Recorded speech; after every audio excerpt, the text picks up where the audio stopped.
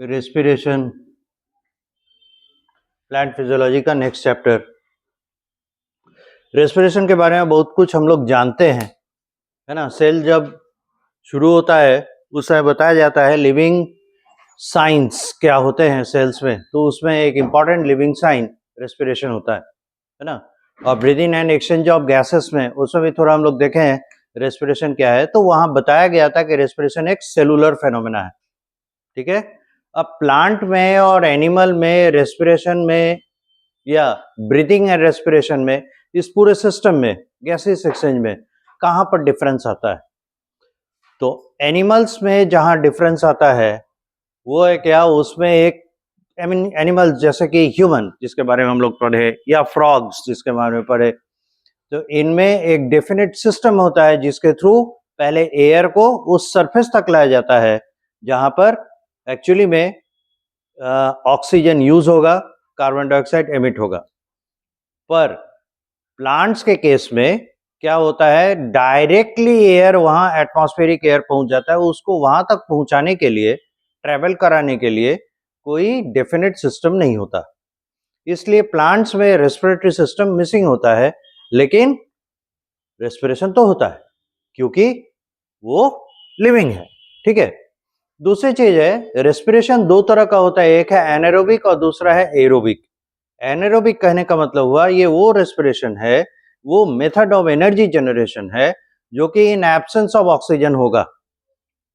लेकिन aerobic respiration वैसा respiration है जिसमें energy generation in presence of oxygen होगा। तो ये बेसिक डिफरेंसेस आते हैं। तो रेस्पिरेशन, इसका हम लोग डेफिनेशन देते हैं, it is a cellular phenomena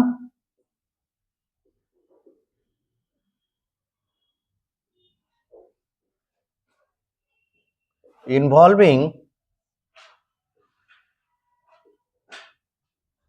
energy generation using food materials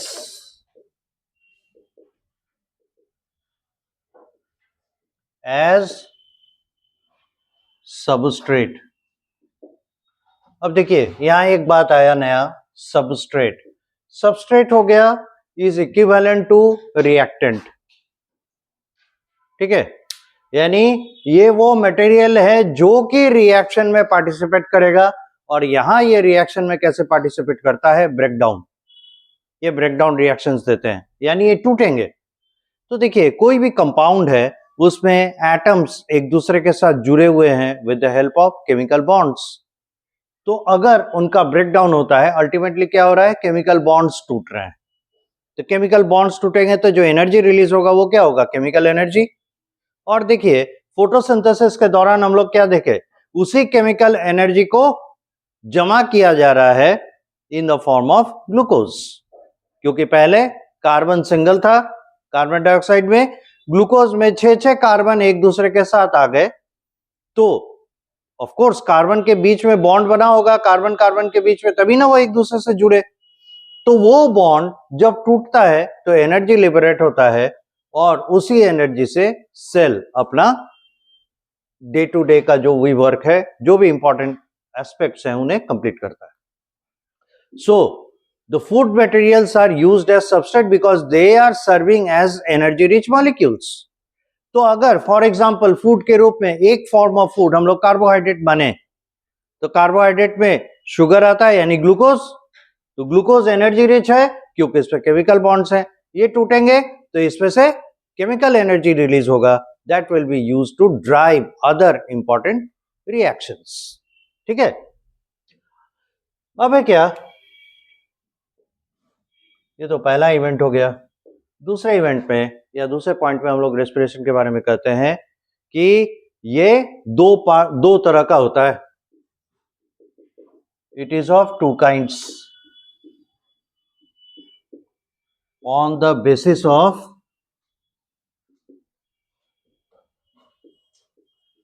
use of oxygen for respiration. Respiration के लिए ऑक्सीजन के यूज के ऊपर इसका टाइप डिपेंड करता है। तो एक टाइप हो जाएगा एनएरोबिक,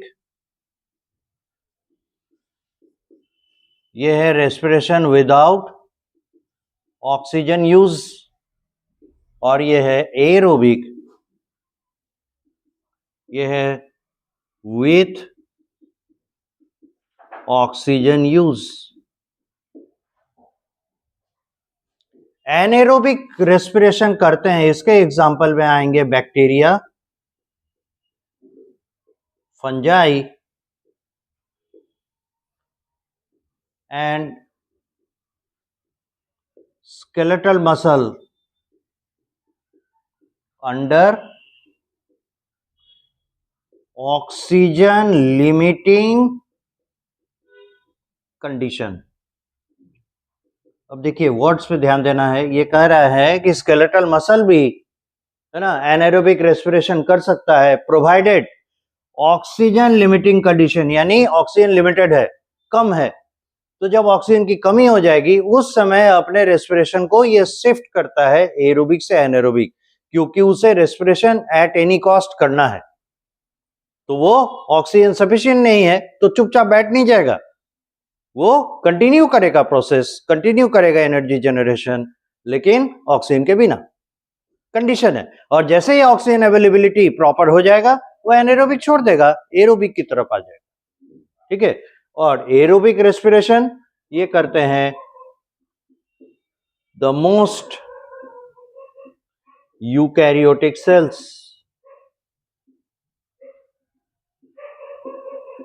अब देखिए एनिमल सेल्स को यूकैरियोटिक कहते हैं, लेकिन जब हम लोग एनिमल क्लासिफिकेशन के दौरान प्लेटीहेल्मिन्थ्स पढ़े हैं उसमें आया होगा एंडोपैरासाइट भी होते हैं, और वो एंडोपैरासाइट्स एनाएरोबिक रेस्पिरेशन करते हैं। हालांकि एनिमल सेल्स हैं लेकिन ऐसे विसिनिटी में पाए जा रहे हैं, ऐसे सराउंडिंग में है जहां ऑक्सीजन डर्थ है, ऑक्सीजन है ही नहीं, बहुत कम है, न के बराबर, या ऐसे कहें एब्सेंट है। तो क्या बिना ब्रीदिंग के कैसा रहेगा? It will do, but it does at that time anaerobic respiration. तो इसीलिए कहे मोस्ट, नॉट ऑल। तो वर्ड्स इसी तरह से यूज किए जाते हैं जहां पे आपको ज्यादातर एक्सेप्शंस न मिले। तो मोस्ट कर दिया, यानी जो है एनाएरोबिक वाले एनिमल सेल्स वो एक्सेप्शन में आ जाएंगे। फिर कुछ एक्वेटिक प्लांट्स होते हैं जिनके रूट्स एनाएरोबिक ब्रीदिंग करते हैं, एनाएरोबिक रेस्पिरेशन करते हैं, क्योंकि उन्हें ऑक्सीजन सफिशिएंट नहीं मिलता। तो क्या करे, जिंदा नहीं रहे, काम तो करेगा ही, है ना, तो उसे मिनरल एब्जॉर्ब करना ही है। तो वैसे स्थिति में वो एनाएरोबिक रेस्पिरेशन की ओर ज्यादा प्रोसीड करते हैं। वो अलग कॉम्प्लेक्स फेनोमेना है, तो उतने डिटेल में हम लोग को नहीं जाना, इसीलिए हम लोग कह दिए मोस्ट यूकैरियोटिक सेल्स। तो ऐसा नहीं है कि सभी प्लांट सेल्स जो है एरोबिक रेस्पिरेशन की ओर जाते हैं, there are certain that can do anaerobic respiration also. ठीक है। अब एरोबिक रेस्पिरेशन के स्टेप्स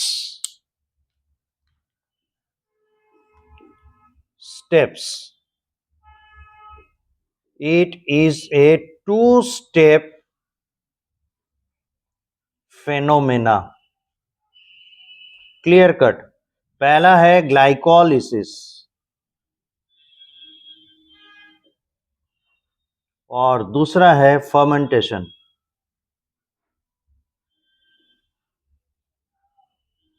ठीक है।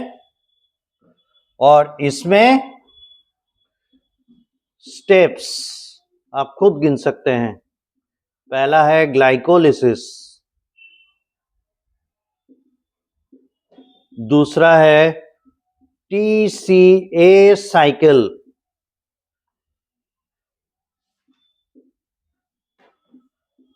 और तीसरा है ETS, इलेक्ट्रॉन ट्रांसपोर्ट सिस्टम, यानी 3-स्टेप प्रोसेस। ठीक है, एरोबिक 3-स्टेप प्रोसेस हो गया। अब यहां देखिए, ये जो ग्लाइकोलिसिस एंड फर्मेंटेशन है, ऑकरेंस ये होता है इन साइटोप्लाज्म, ठीक है। यहां देखिए ग्लाइकोलिसिस, ये होता है इन साइटोप्लाज्म, लेकिन टीसीए और electron transport system in the mitochondria. तो एक बार फिर से इस रेस्पिरेशन के पैटर्न से हम लोग ये प्रूव कर सकते हैं कि यूकैरियोटिक और प्रोकैरियोटिक सेल्स में कहां सबसे बड़ा डिफरेंस आता है। देखिए इसने सारा कार्यक्रम कहां निपटाया, साइटोप्लाज्म में। There is no specialized area for doing this respiration, but they use cytoplasm for the initial stage and thereafter they involve mitochondria, the specialized stage. ठीक है? This is how the eukaryotes are becoming more specialized in terms of respiration also than the prokaryotes. और जो आप compartmentalisation आगे पढ़ेंगे, sales का जो basic property होता है यूकैरियोट्स का, कंपार्टमेंटलाइजेशन, यानी साइटोप्लाज्म में बहुत सारे ऑर्गेनेल्स, उन ऑर्गेनेल्स का एक्चुअली मीनिंग क्या है, वो साइटोप्लाज्म में कंपार्टमेंट बना के अलग अलग फंक्शंस स्पेशली कंप्लाई करते हैं। ठीक है, यहां तक लिखिए। अब देखिए हम लोग प्रोकैरियोट्स में पहले रेस्पिरेशन प्रोसेस देखें।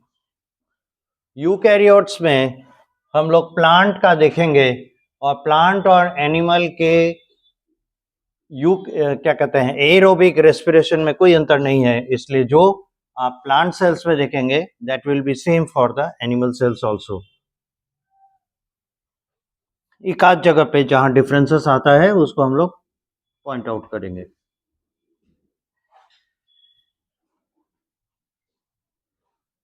प्रोकैरियोट कहने का मतलब क्या हो जाएगा, कौन से एग्जांपल्स आएंगे इसमें, या यू कहें किस किंगडम को कहेंगे ये प्रोकैरियोटिक है कंप्लीटली।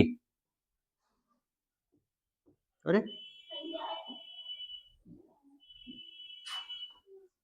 पढ़ाई लिखाई से आप लोग का नाता टूट चुका है।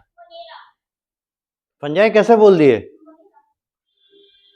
मोनेरा के बाद कौन आता है, प्रोटिस्टा। क्या है, यूकैरियोटिक की प्रोकैरियोटिक। तो जब प्रोटिस्टा यूकैरियोटिक हो गया तो फंजाई कैसे प्रोकैरियोटिक हो सकता है, खुद सोचिए। मल्टीसेलुलर और टिश्यू लेवल में आ जाता है, और प्रोकैरियोट कभी भी टिश्यू में ऑर्गेनाइज नहीं हो सकता, क्योंकि सिंगल सेलुलर लाइफ ही लीड करता है, वो एग्रीगेशन मल्टीसेलुलर हो ही नहीं पाएगा। Okay, now the anaerobic respiration.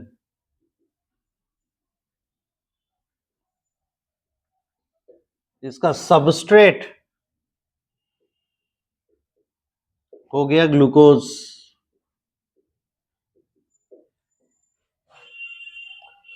Step 1। अच्छा एक चीज बताइए, यूकैरियोट्स तो चलिए ठीक है, प्रोकैरियोट्स चाह कर भी साइटोप्लाज्म के सिवा किसी और एरिया का यूज कर सकता है, किसी और कंपार्टमेंट का यूज कर सकता है रेस्पिरेशन के लिए? नहीं। क्यों? बात सही है, नहीं कर पाता है। कर सकता है। क्यों? क्योंकि होता ही नहीं है।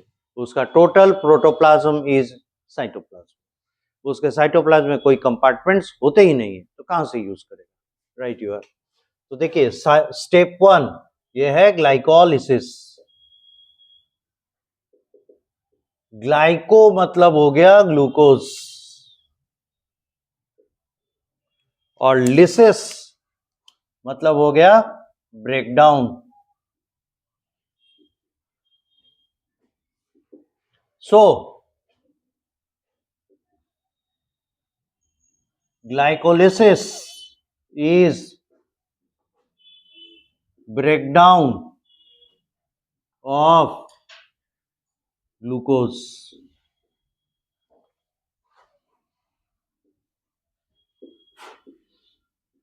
It is a 10-step phenomena. phenomena involving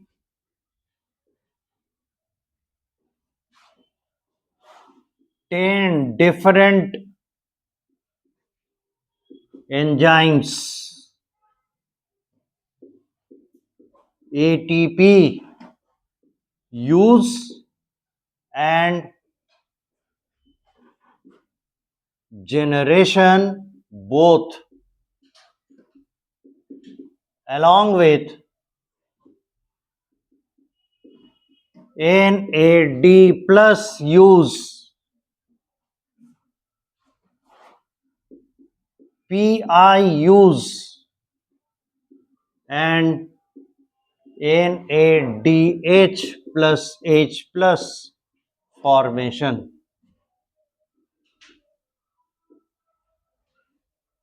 NAD plus और NADP प्लस सिमिलरिटी लग रहा है? सिर्फ एक फॉस्फेट का अंतर है. NADP पढ़े हैं ना, NADP NADPH plus H plus, वो फोटोसिंथेसिस में यूज होता है और रेस्पिरेशन में NAD प्लस यूज होता है. फोटोसिंथेसिस में NADP प्लस यूज होता है. रेस्पिरेशन में NADH प्लस H प्लस बनता है. फोटोसिंथेसिस में NADPH प्लस H प्लस बनता है. एक फॉस्फेट का अंतर है. तो आप ये सोच सकते हैं, तो इस पे सीधे हम एक फॉस्फेट ऐड करते हैं, NADP और NAD प्लस आपस में इंटरकन्वर्टेबल होंगे, पर ऐसा नहीं होता. सेल्स, खासकर यूकैरियोटिक सेल्स में देखिएगा, जैसे प्लांट है, प्लांट का फोटोसिंथेसिस पार्ट है, उसमें देखिएगा वो अलग से NADP प्लस और अलग जगह पे NAD प्लस रखता है. दोनों को एक दूसरे के साथ, है ना, मर्ज नहीं करता. यानी NADP NAD में और NAD NADP में कन्वर्ट हो रहा है, ऐसा नहीं होने देता. दोनों का अलग अलग मतलब अपना रिक्वायरमेंट्स है और यूसेज है. तो दो इंपॉर्टेंट यहां स्टेप पता चला. पहला कि ये ब्रेकडाउन ऑफ ग्लूकोज है, दूसरा ये 10 स्टेप प्रोसेस है और इसमें एनर्जी खर्च भी होता है, एनर्जी जनरेट भी होता है. खर्च के नाम पे क्या है? एटीपी यूज हुआ, और जनरेट के नाम पे energy generation in the form of ATP भी होता है. साथ में NAD प्लस खर्च होता है, तो NADH प्लस H प्लस बनता है, और PI का यूज होता है, तभी तो फॉस्फोराइलेशन भी होता है. ठीक है. तो इसमें जो फॉस्फेट का एडिशन होगा वो कहलाता है ऑक्सीडेटिव फॉस्फोराइलेशन. ठीक है, ये कहलाएगा ऑक्सीडेटिव फॉस्फोराइलेशन. और प्लांट में जो एटीपी का फॉर्मेशन होता है एडीपी से, उसको कहते हैं फोटोफॉस्फोराइलेशन, और ये ऑक्सीडेटिव फॉस्फोराइलेशन. इसमें ऑक्सीडेशन होता है, तब जाके फॉस्फेट का मतलब एडिशन है एडीपी के साथ, तो एटीपी जनरेट हो रहा है. और वहां photophosphorylation, it is the light that is giving us the driving force to add phosphate to the ADP. ठीक है. तो ये दोनों अलग यहां पे डिफरेंस शो करता है. Now the glycolysis.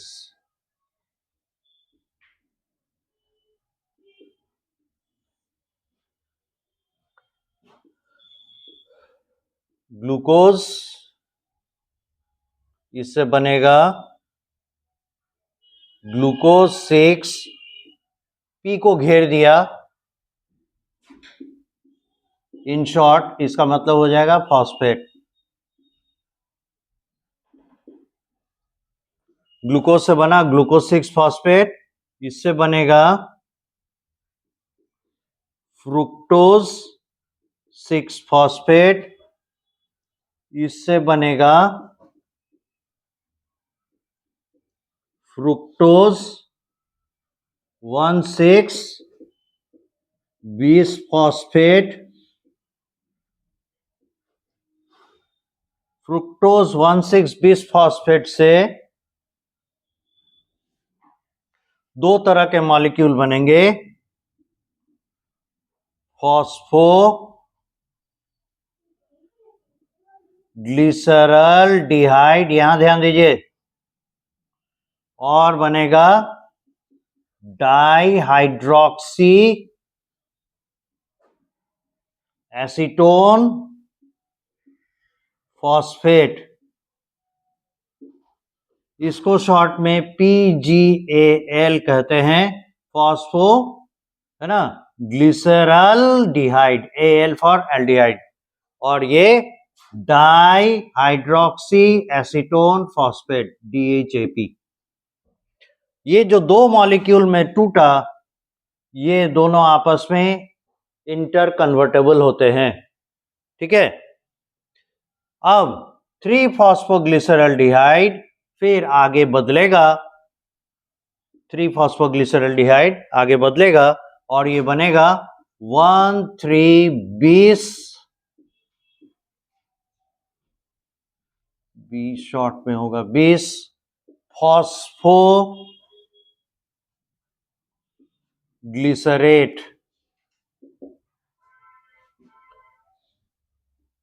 उसके बाद ये बनेगा 3-फॉस्फो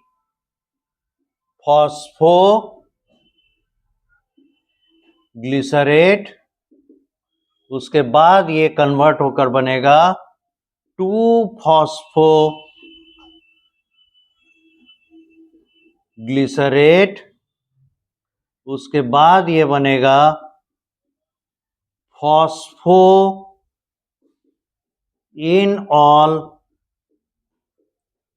पाइरुवेट, और उसके बाद बनेगा पाइरुवेट। अब जरा कार्बन का हिसाब किताब देखें। ग्लूकोज है 6 कार्बन का कंपाउंड, ग्लूकोज 6-फॉस्फेट ये भी 6 कार्बन का कंपाउंड, फ्रुक्टोज 6-फॉस्फेट ये भी 6 कार्बन का कंपाउंड, फ्रुक्टोज 1,6-बिसफॉस्फेट ये भी 6 कार्बन का कंपाउंड, PGAL 3-फॉस्फोग्लिसरल्डिहाइड ये है 3 कार्बन का कंपाउंड, और डाइहाइड्रोक्सी एसीटोन फॉस्फेट ये भी है 3 कार्बन का कंपाउंड। अब चूंकि इंटर कन्वर्टेबल है इसलिए हम लोग यहाँ 2 से इसे गुना कर देते हैं। यहाँ ध्यान देते चलिएगा, ये जो है हम लोग ऐसा अब मानने लगते हैं कि फ्रुक्टोज 1,6-बिसफॉस्फेट जो है वो 2 मॉलिक्यूल फॉस्फो 3-फॉस्फोग्लिसरल्डिहाइड में बदल गया, क्योंकि एक मॉलिक्यूल ये और एक मॉलिक्यूल ये बना, है ना, और ये फिर इसमें बदल गया, तो नेट गेन क्या हुआ? 2 मॉलिक्यूल्स ऑफ 3-फॉस्फोग्लिसरल्डिहाइड। अब ये 2 मॉलिक्यूल 3-फॉस्फोग्लिसरेट 3-3 ग्लिसरल्डिहाइड 3-3 कार्बन का, 3 दूना 6, टोटल नंबर ऑफ कार्बन क्या है? अभी भी कांस्टेंट। अब ये भी 3 कार्बन का कंपाउंड, लेकिन बनेगा 2 मॉलिक्यूल। उसके बाद 3-फॉस्फोग्लिसरेट ये भी बनेगा 2 मॉलिक्यूल, क्योंकि ये 3 कार्बन का कंपाउंड है, ये भी 3 कार्बन का कंपाउंड है और ये बनेगा 2 मॉलिक्यूल। फॉस्फोइनॉल पाइरुवेट ये भी 3 कार्बन का कंपाउंड है, इसलिए बनेगा 2 मॉलिक्यूल। फाइनली ये 3 कार्बन का कंपाउंड 2 मॉलिक्यूल बनेगा, यानी ग्लूकोज ग्लाइकोलिसिस के बाद किस में कन्वर्ट हो रहा है? पाइरुवेट या पाइरुविक एसिड में, ठीक है। अब यहां पर कुछ और चीज है, आपको तो 10 स्टेप्स दिख गए, है ना, पहला स्टेप, दूसरा, तीसरा, चौथा, पांचवा, है ना, छठा, 7th, 8th, 9th एंड ये 10th, ठीक है। 10 स्टेप प्रोसेस है और 10 स्टेप के लिए 10 अलग अलग एंजाइम्स हैं, ठीक है। और इसी स्टेप्स में कहीं पे आपको एटीपी खर्च होता हुआ दिखेगा और कहीं पे एटीपी फॉर्मेशन दिखेगा। उसके साथ ही इसमें आपको एक और चीज दिखेगा, वो है NAD+ का खर्च और NADH+H+ का फॉर्मेशन, ठीक है। पहले ये सीक्वेंस नोट कीजिए, बीच में इतना इतना गैप छोड़िएगा क्योंकि और भी बहुत सारा चीज लिखना है। इसके बाद देखिए, अब हम लोग एंजाइम्स को यहां प्लेस करेंगे, कौन कौन सा एंजाइम कौन सा रिएक्शन पूरा कर रहा है।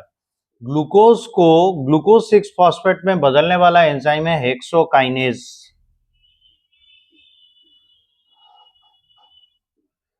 फिर ग्लूकोज 6-फॉस्फेट को फ्रुक्टोज 6-फॉस्फेट में बदलने वाला एंजाइम है आइसोमरेज।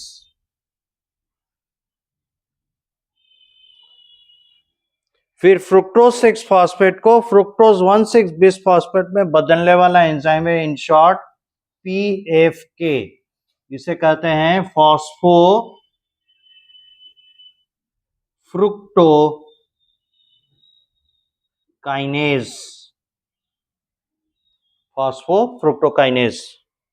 अब फ्रुक्टोज 1,6 बिस फॉस्फेट को इस तरीके से तोड़ने वाला एंजाइम है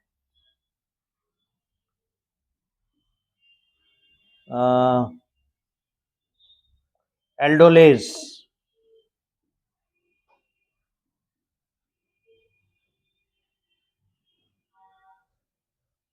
अब ये दोनों आपस में जो इंटर कन्वर्ट हो रहे हैं, इसके लिए रेस्पॉन्सिबल एंजाइम है TPI, इसका फुल फॉर्म है ट्रायोज फॉस्फेट आइसोमरेज। अब यहां से 3-फॉस्फोग्लिसरल्डिहाइड को 1,3-बिस ग्लिसरेट में बदलने वाला है 3-फॉस्फो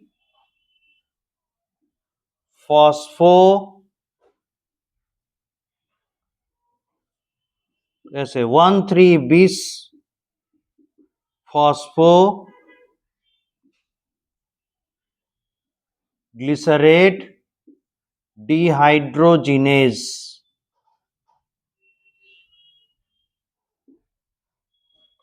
उसके बाद इसको 3-फॉस्फोग्लिसरेट में बदलने वाला है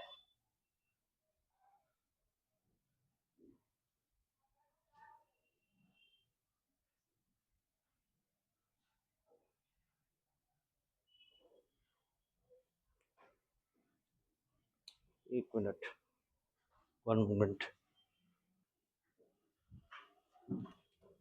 एक यहाँ पे करेक्शन कर लीजिएगा। 1,3-बिस फॉस्फोग्लिसरेट डिहाइड्रोजिनेज है, ये ग्लिसरल्डिहाइड 3-फॉस्फेट डिहाइड्रोजिनेज होगा। यहाँ पे आएगा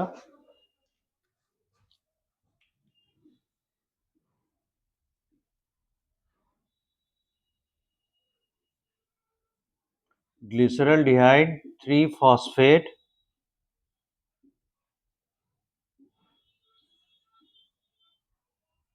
डिहाइड्रोजिनेज, ये है एंजाइम का नाम। उसके बाद 1,3-बिस फॉस्फोग्लिसरेट से 3-फॉस्फोग्लिसरेट में जो कन्वर्ट करेगा वो होगा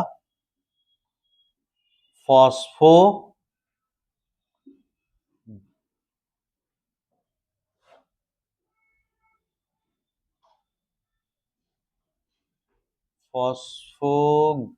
GLYCRAT फॉस्फोग्लिसरेट काइनेज, ये है फॉस्फोग्लिसरेट काइनेज।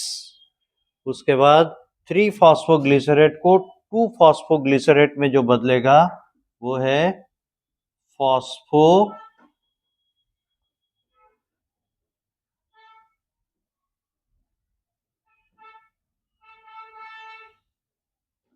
ग्लिसरेट म्यूटेज। और 2-फॉस्फोग्लिसरेट से फॉस्फोइनॉल पाइरुवेट में जो कन्वर्ट करेगा वो है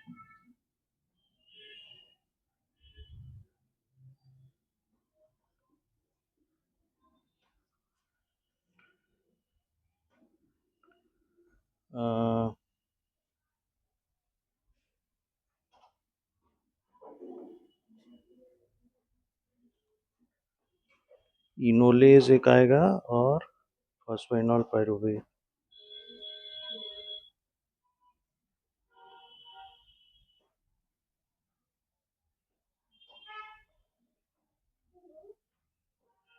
पाइरुवेट काइनेज।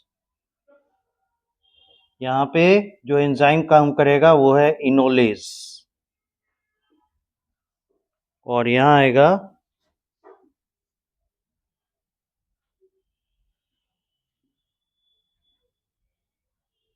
Pyruvate kinase.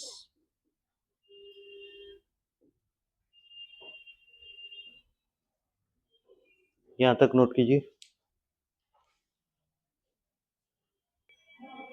अब देखिए, ये ग्लूकोज, ये है ग्लूकोज 6 फॉस्फेट, यानी यहां पे कहीं से फॉस्फेट आया होगा इससे जुड़ने के लिए, तो यहां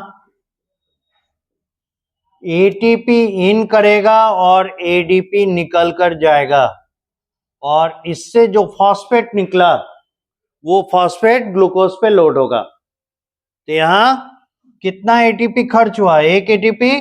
प्रोड्यूस कितना हुआ? एक एडीपी। तो एक एटीपी का खर्चा दिखा रहा है। उसके बाद देखिए, तो यहां फ्रुक्टोज 6 फॉस्फेट से फ्रुक्टोज 1,6 बिसफॉस्फेट, यानी 2 फॉस्फेट, है ना। तो एक फॉस्फेट तो ऑलरेडी था, एक और फॉस्फेट का एडिशन हुआ, तो इस फॉस्फेट का डोनर कौन होगा? Again ATP. यहां फिर से एक मॉलिक्यूल एटीपी खर्च होगा और एक मॉलिक्यूल एडीपी बनेगा। तो आप देखते होंगे प्लांट वाले में कि कहीं पे एटीपी अगर टूटा तो एडीपी प्लस पीआई में टूट रहा था, यहां पीआई दिखाया नहीं जा रहा है, तो अलग से रिलीज नहीं होगा बल्कि वो खर्च हो जा रहा है। उस फॉस्फेट को यहां कोई अटैक कर रहा है, मतलब वो उसको ऐड कर ले रहा है, इसीलिए इसमें फ्री होकर इनऑर्गेनिक फॉस्फेट या फॉस्फोरिक एसिड रिलीज नहीं होता। अब देखिए, यहां तक सही सही गया। इस जगह पे आने के बाद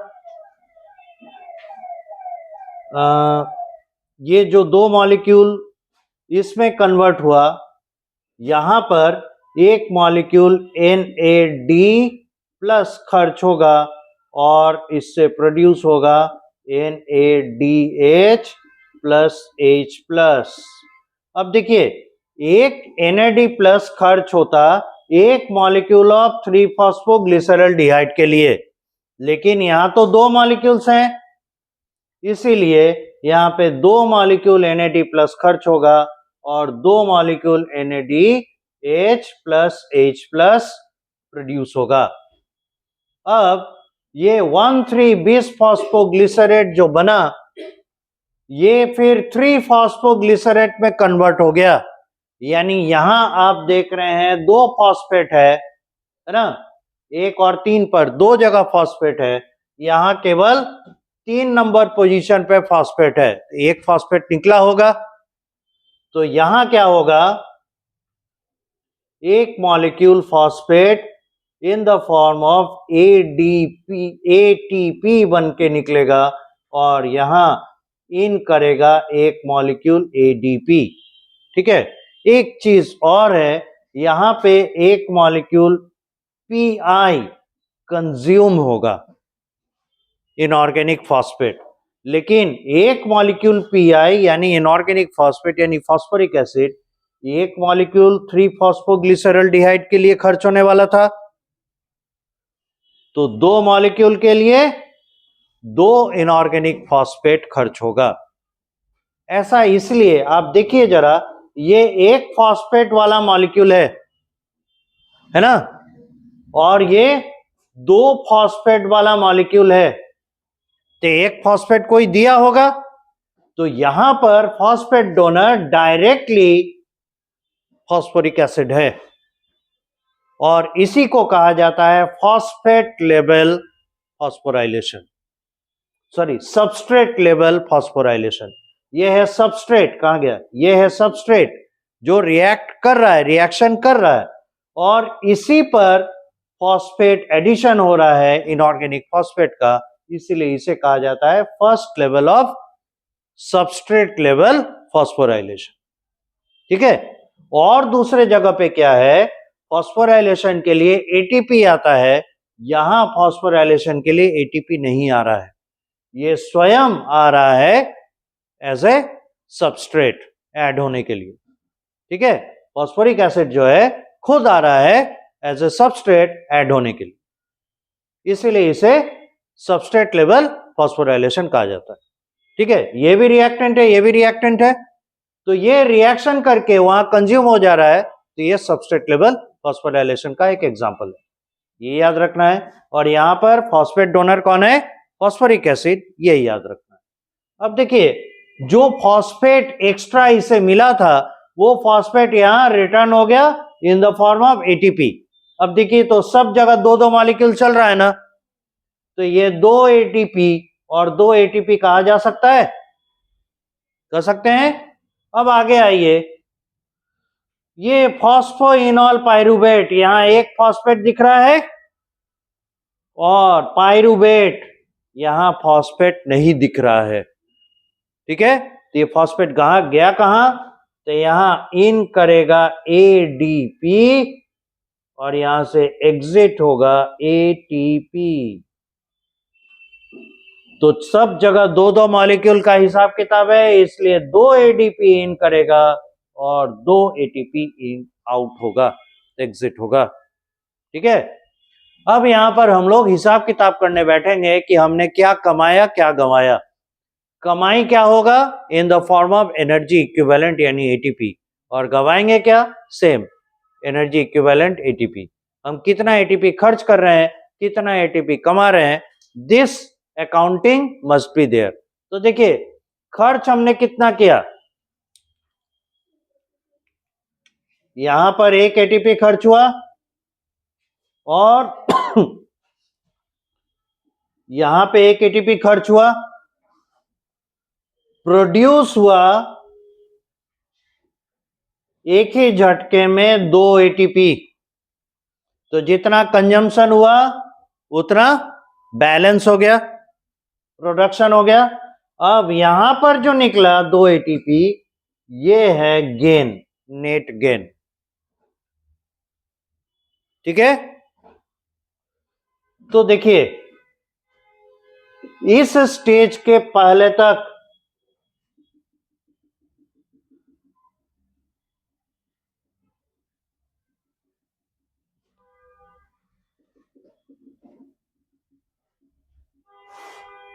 इस तरीके से इसे दो पार्ट में बांटा जा सकता है, इस ग्लाइकोलिसिस को बांट सकते हैं ना।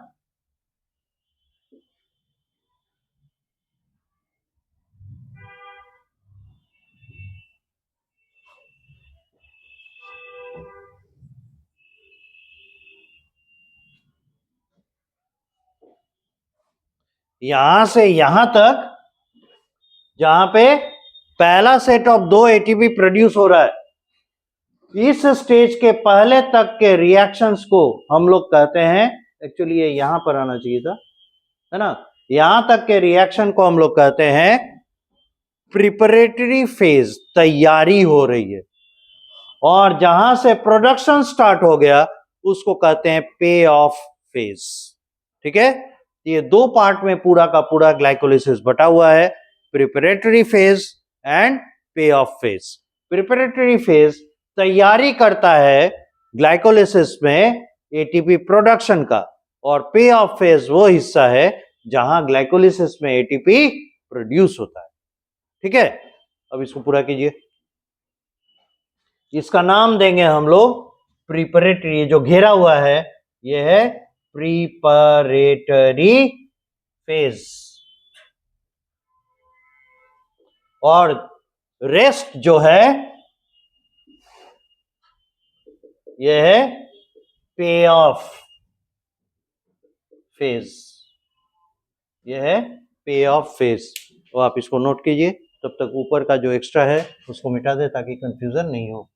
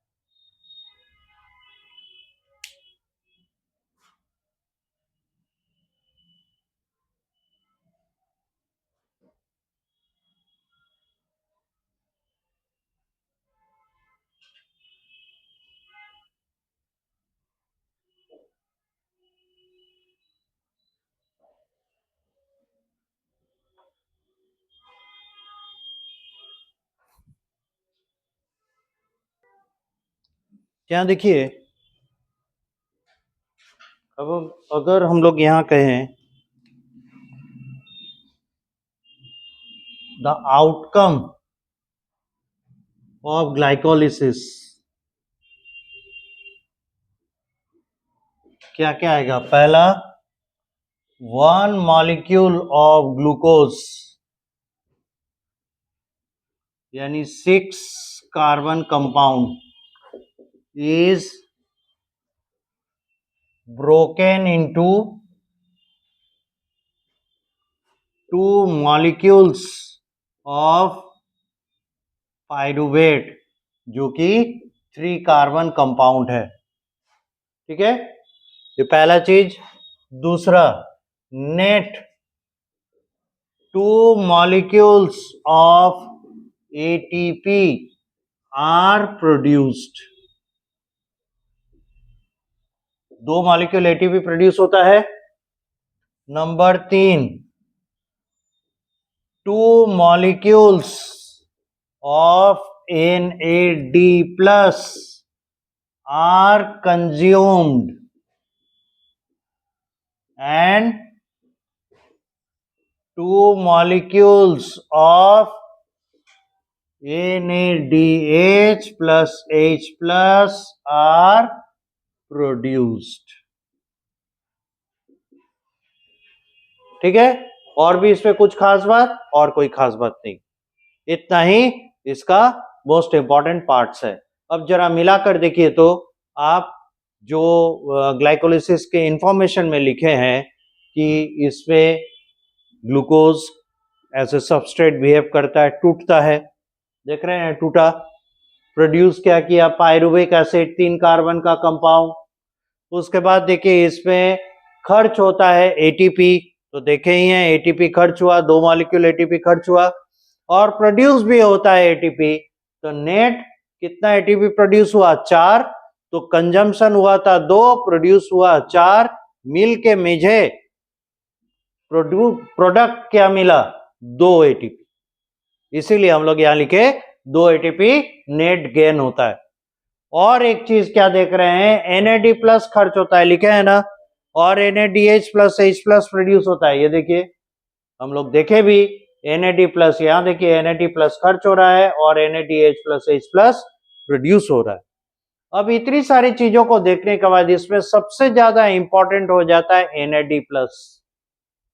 ठीक है, सबसे ज्यादा NAD प्लस इंपॉर्टेंट हो जाता है, क्योंकि NAD प्लस को रीजनरेट करने का मतलब NAD प्लस को खर्च होने के बाद ये रिड्यूस हो गया ना, addition of hydrogen is reduction, reduce होने के बाद ये अब NAD प्लस के फॉर्म में नहीं रहा। NAD प्लस किसी भी सेल के लिए बड़ा ही कॉस्टली केमिकल होता है, इसे फॉर्म करना बहुत डिफिकल्ट है और इसको बाहर से गेन करना, एब्जॉर्ब करना, यह भी बहुत डिफिकल्ट है, मतलब इसके सोर्स बहुत लिमिटेड है। इसलिए सेल्स के पास एक ही ऑप्शन बचता है कि किसी तरीके से इसे रिसाइकिल कर ले। ठीक है, तो रिसाइकिल करने का क्या मतलब होगा? NAD plus NADH plus H plus पे रिड्यूस हो गया है, आप इसे ऑक्सीडाइज कर लीजिए तो ये वापस NAD प्लस में कन्वर्ट कर जाएगा। अब प्रोकैरियोटिक सेल जिसका लाइफ बहुत शॉर्ट होता है, प्रोकैरियोटिक सेल यानी हम लोग किसको कह रहे हैं? बैक्टीरिया। बार बार हम लोग बोले हैं कि बैक्टीरिया का लाइफ स्पैन 20 मिनट से 40 मिनट्स मैक्सिमम होता है, तो 20 मिनट से 40 मिनट के जीवन काल में वो कितने सारे चीजों का एकोमोडेट करेगा? बहुत कम। इसीलिए उसे किसी भी चीज को स्टोर करने का जरूरत नहीं है, तो वो क्या करता है? एंड प्रोडक्ट जो पायरुविक एसिड बना, पायरुवेट, इसी को एज ए सबस्ट्रेट यूज कर लेता है रिडक्शन के लिए, ताकि उसका NAD प्लस रीजनरेट हो सके। ठीक है, और ये प्रोकैरियोटिक सेल्स की बात हुई। इसीलिए वो फर्दर नेक्स्ट स्टेप ऑर्गेनाइज करता है जो कि NAD प्लस को रीजनरेट करेगा। ठीक है, और इस रीजनरेशन का जो पाथवे है that is called fermentation. Clear? Why fermentation takes place? This is the reason that they have to regenerate, recycle NADH into NAD plus, so they operate, क्या ऑपरेट करेंगे? फर्मेंटेशन। मिटा दें इसको, इसका हो गया काम।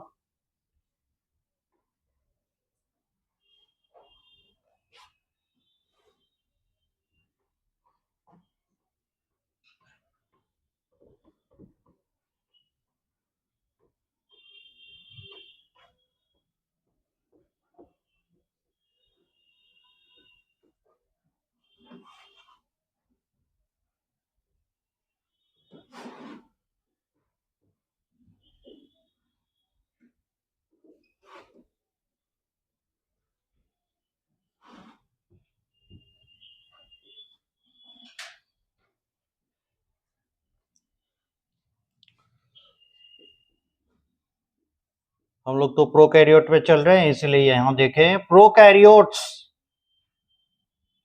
YOTS, prokaryotes have to regain NAD plus to continue glycolysis, otherwise they will die due to inability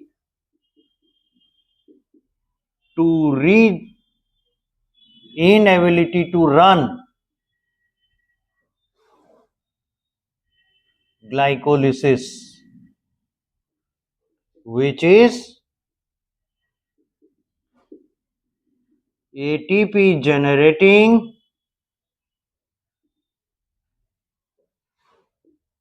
mechanism. Microbes में स्पेशली जो बैक्टीरिया है उनमें, प्रोकैरियोट्स में ये फर्मेंटेशन, ये क्या कहते हैं, ग्लाइकोलिसिस को रन करना उसकी मजबूरी है, अदरवाइज क्या होगा, एटीपी शॉर्टेज हो जाएगा and they will die.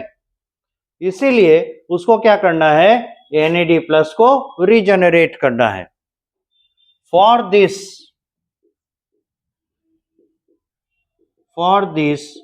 They recycle the NADH plus H plus back to NAD plus by a phenomena called fermentation।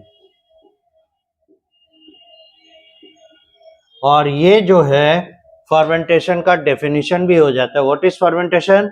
It is a method used to regenerate NAD plus from NADH and H plus, ठीक है, by the sales.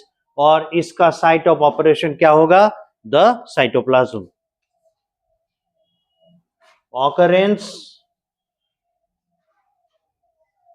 Site, cytoplasm, ठीक है। अब यहां notes, एक important बात, fermentation is also performed by anaerobic eukaryote fungi, but their fermentation process and product are different than prokaryotes. Fermentation process ये न केवल बैक्टीरिया में ऑपरेट होता है बल्कि फंजाई में भी ऑपरेट होता है, लेकिन फंजाई में फर्मेंटेशन का प्रोसेस और प्रोडक्ट बैक्टीरिया के फर्मेंटेशन प्रोसेस एंड प्रोडक्ट से अलग है। ठीक है, और इसीलिए हम लोग कहते हैं कि फर्मेंटेशन दो तरह के होते हैं। So we call that fermentation is of two types। पहला कहलाता है लैक्टिक एसिड फर्मेंटेशन और दूसरा कहता है इथेनॉल या alcohol fermentation. Lactic acid fermentation ये ऑपरेट होता है किसमें? Operates in bacteria and skeletal muscle under oxygen limiting condition, जबकि इथेनॉल या alcohol fermentation operates in fungi. यहां तक नोट कीजिए।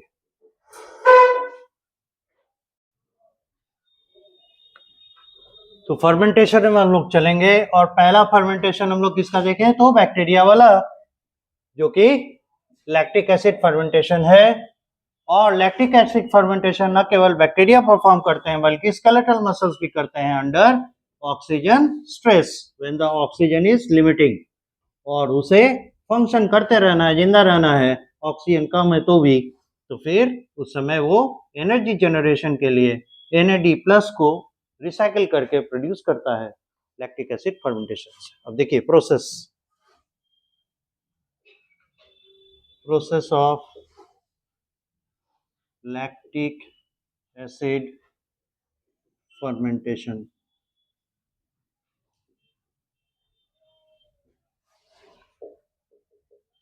साइट ऑफ ऑपरेशन क्या होगा बोलिए? बिल्कुल, कहीं पे भी फर्मेंटेशन लिखा रहे तो उसका site of operation cytoplasm, nowhere else. अब इसमें होता क्या है, पायरुविक एसिड इसको कन्वर्ट किया जाता है लैक्टिक एसिड में।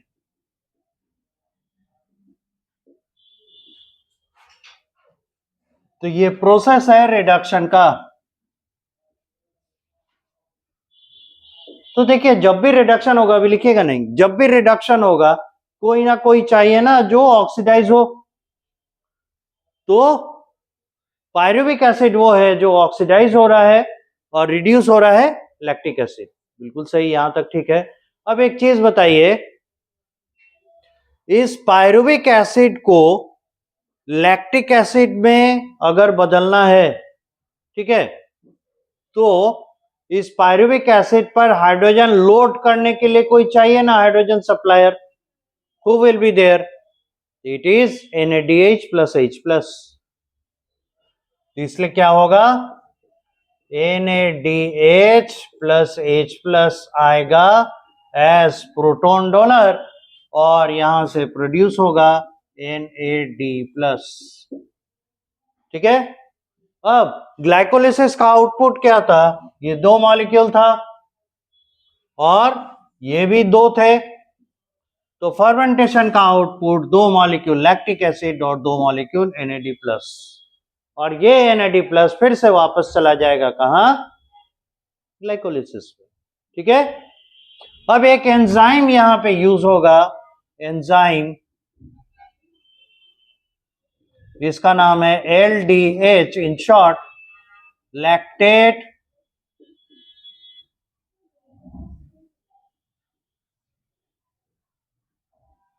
डिहाइड्रोजिनेज।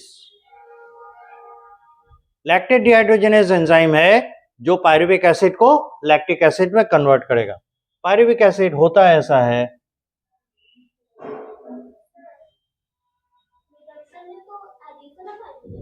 हाँ,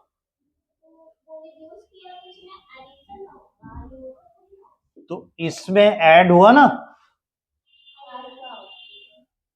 वो अभी देख लीजिए।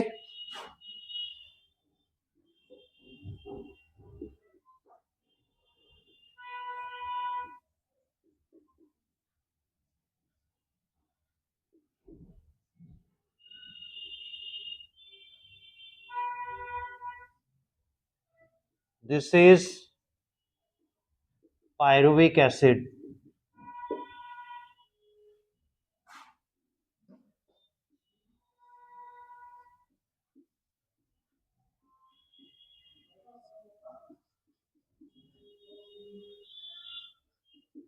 This is lactic acid।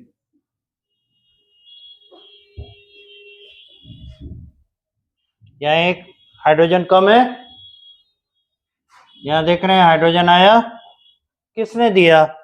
NADH ने, और प्रोड्यूस हुआ NAD+। ये रिएक्शन है ना, LDH एंजाइम द्वारा कैटालाइज होता है और ये रिवर्सिबल होता है, लेकिन कंडीशंस ऐसे बनाए जाते हैं ताकि रिवर्स डायरेक्शन में ना आए, फॉरवर्ड डायरेक्शन में जाए, अदरवाइज ये पूरा फेनोमेना इसका चरमरा जाएगा। मतलब जितना मॉलिक्यूल लैक्टिक एसिड बना उतना ही मॉलिक्यूल अगर पायरुविक एसिड बन गया, मतलब आपको हम 2 रुपया दिए, आप हमको 2 रुपया वापस किए, तो आपके पास बचा क्या? कुछ नहीं। तो इसीलिए ताकि आपके पास 2 रुपया बचे, ऐसा प्रोसेस किया जाता है कि आप लंबे समय तक 2 रुपये लेके बैठिए, समझ गए? और जैसे ही आप लंबे समय तक 2 रुपये लेके बैठ रहे हैं तो 2 रुपया खर्च हो रहा है, तो वापस आएगा ही नहीं। ठीक है, अब देखिए अल्टीमेटली क्या बन रहा है? लैक्टिक एसिड बन रहा है as a outcome of lactic acid fermentation, and this is an acid, this is harmful to the cell, क्योंकि ये आयोनाइज होके ये H+ आयन रिलीज कर सकता है। All those who can donate protons are the acids. तो ये क्या करेगा? सेलुलर या साइटोप्लाज्म के जो पीएच बैलेंस है उनको डिस्टर्ब कर सकता है, इसलिए क्या करना होगा? सेल इसको एलिमिनेट कर देता है। तो लैक्टिक एसिड फर्मेंटेशन के बाद आउटकम में क्या आता है? लैक्टिक एसिड, और ये सेल्स, प्रोकैरियोटिक सेल्स, इन्हें बाहर निकाल देते हैं। Eliminated as a byproduct, as it is a harmful chemical या टॉक्सिन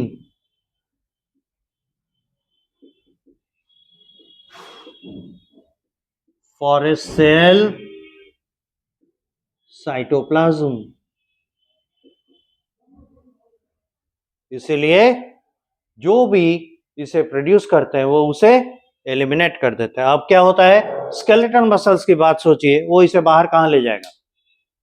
तो स्केलेटल मसल में ही पड़ा रहता है, और ये धीरे धीरे ब्लड सर्कुलेशन के थ्रू स्केलेटल मसल से निकलता है और लिवर तक ले जाया जाता है।